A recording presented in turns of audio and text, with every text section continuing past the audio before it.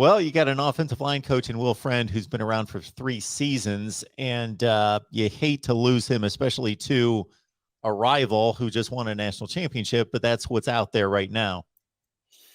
So Georgia, Matt Luke reportedly steps down for, wasn't it like burnout? Or It sounds like it. Yeah, and that's becoming such an interesting element in the coaching moves in college football right now.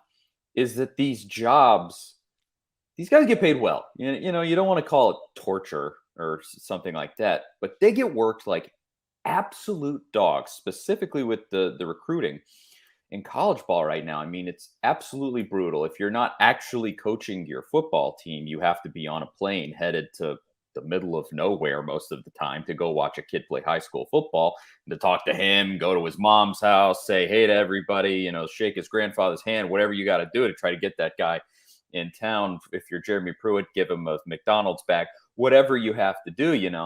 And they just, it's totally understandable to me for a move like that. And so this has kind of come up, in Tennessee is looking for a wide receivers coach right now. The guy that they had went to the New Orleans Saints, and I'm sure that Georgia's kind of facing down a similar thing, given their coach just left reportedly for that reason, where he's just worn out.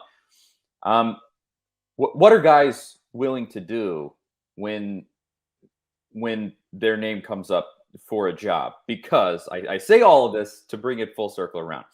Reportedly, Josh Heupel's a pretty decent guy to work for in the landscape of college football. Obviously, I'm certain that he asks his guys to work extremely hard.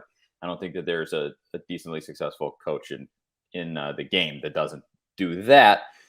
But I think on the whole, you looked this offseason, nobody until Cody Burns left just last week, the wide receivers coach, he had kept everybody on his staff, which is pretty rare no matter who you are.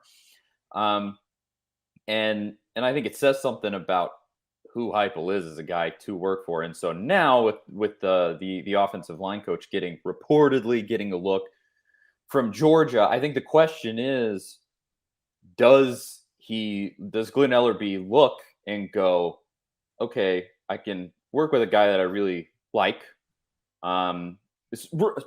Hopefully, I guess I don't know their relationship, but hopefully he likes, because he decided not to leave Tennessee. He didn't want to flee the place like you saw some of Auburn's coaches this offseason.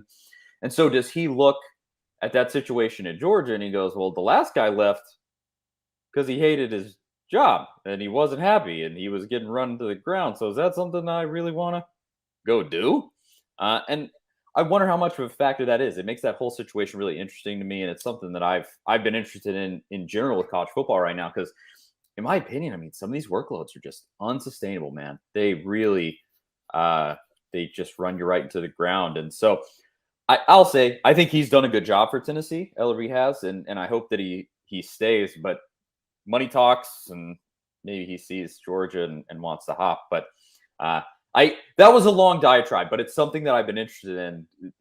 That whole scene, because Tennessee is looking for a coach currently. I think it's just an interesting element in the whole thing.